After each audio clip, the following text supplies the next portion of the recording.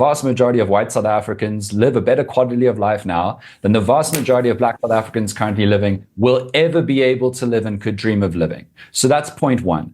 Point two, crime patterns are absolutely clear across this country.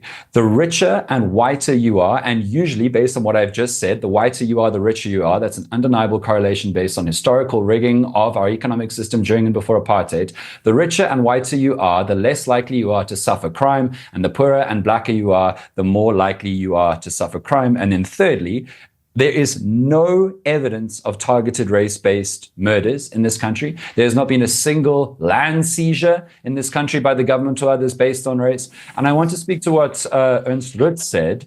It's crucial to point out this, that he talks about the particular brutality, allegedly, of farm murders without countenancing the fact that the vast majority of murders in this country affecting all kinds of people are particularly brutal and awful and garish. It's not unique to farm murders. It happens all the time in all communities. It is ghastly and awful. It's not a specific plight of the farmer. And Ernst claims that you need to count like the number of farm murders in line with the proportion of how many people there are. Actually, if you look at the data, farmers, whiter farmers, suffer less crime than black farmers and farmers of color because they are better protected by their wealth, which is often a corollary with their race. It actually turns out that when you count the beans, white farmers are absolutely not being disproportionately sufferers of crime. What really happens, peers, in farming communities around the country is that in a farming community, there are many poor people for whom the only place that they can gain work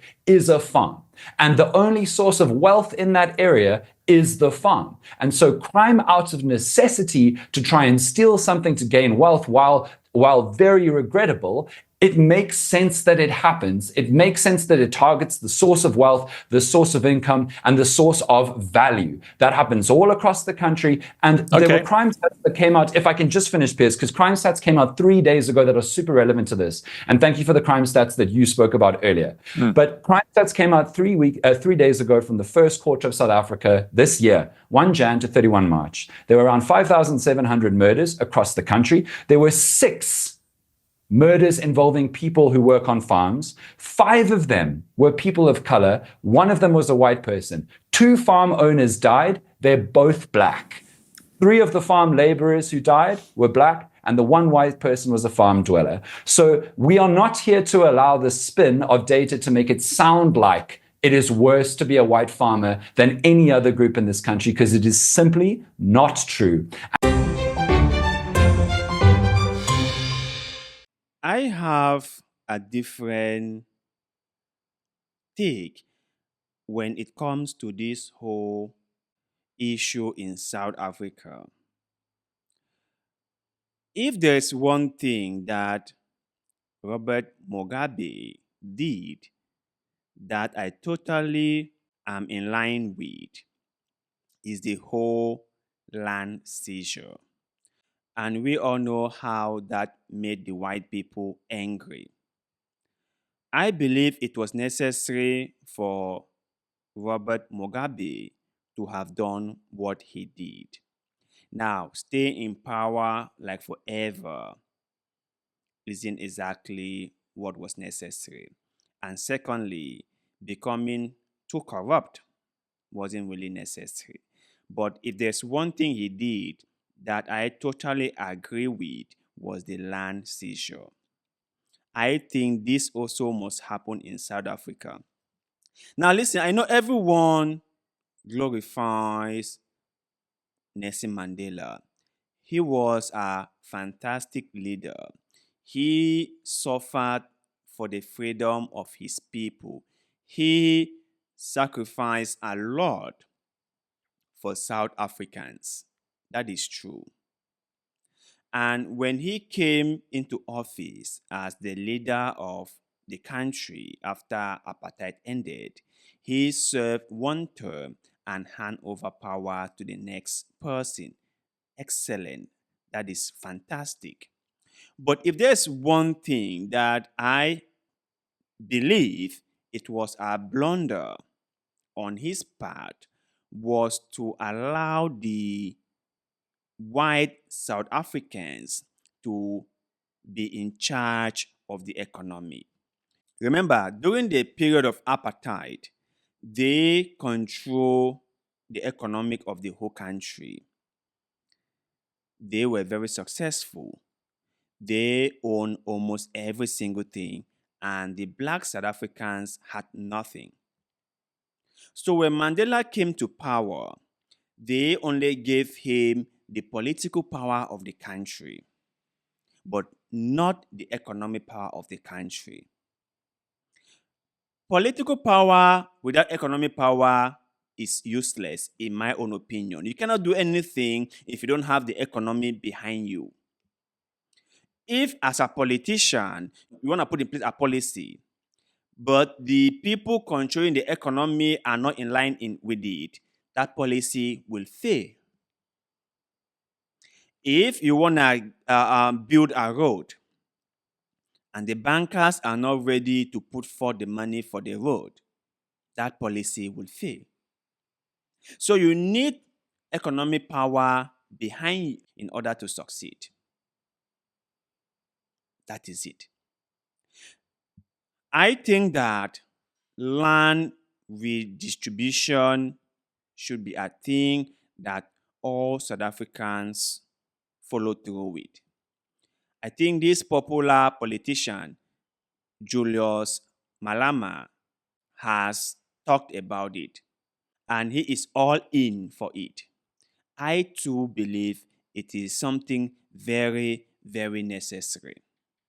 You hear people say, especially the billionaires or people who are financially well, say that wealth redistribution is a very bad principle or bad policy because people must learn to deal with meritocracy, and people must have what they deserve, or people must live according to what they deserve.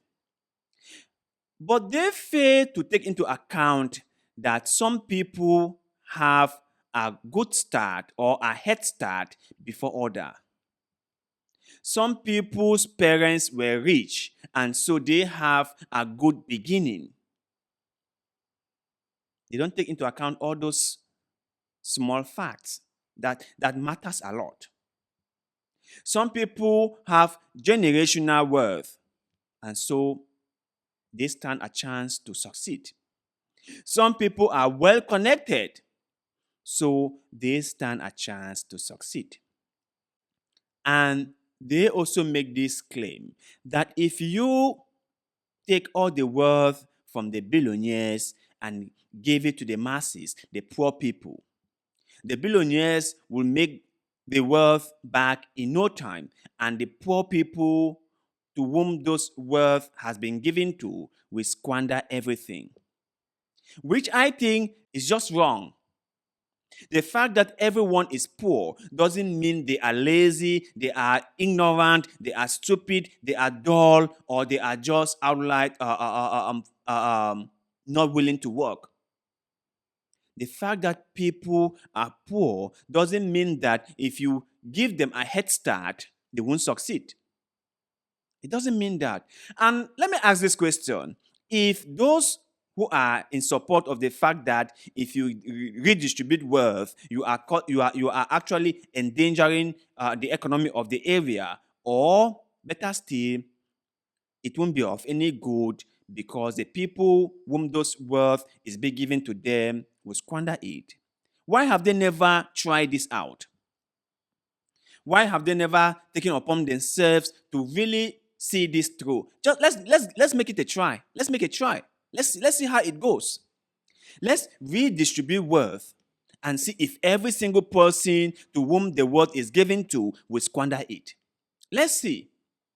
Because I can assure you, I can bet on that many people will be very successful. A few people will squander it, yes, but many people will put what they have to good use and they will be very, very successful. The reason why people are broke is not because they are lazy. Some people work more jobs than you could ever think of.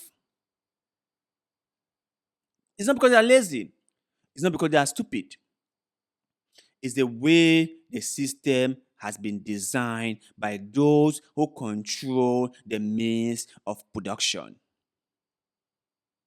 They control the means of production. They tell us how much we are supposed to buy a particular product. They tell us how much they pay us for our hours, for our time. So we sell our time to them, they determine the price. And when we go to buy basic necessity for life, they still determine the price. How is that fair? How is that fair? Now, people tend to South Africa and say the black South Africans are lazy. No, they are not. They are not lazy. If you give them the head start, many of them will succeed. The whole thing is the white South Africans control the economy, which I think is totally wrong because they didn't get there by meritocracy. They got there by generational wealth. Most of them. Their forefathers had those lands during the period of apartheid. And those lands and properties and wealth were transferred to them when their parents or grandparents passed away. And if you have that early start, your chances of succeeding is really, really high. So for all the talk in South Africa about white versus black and black versus white, remember, if you want a fair society, you must do the wealth redistribution.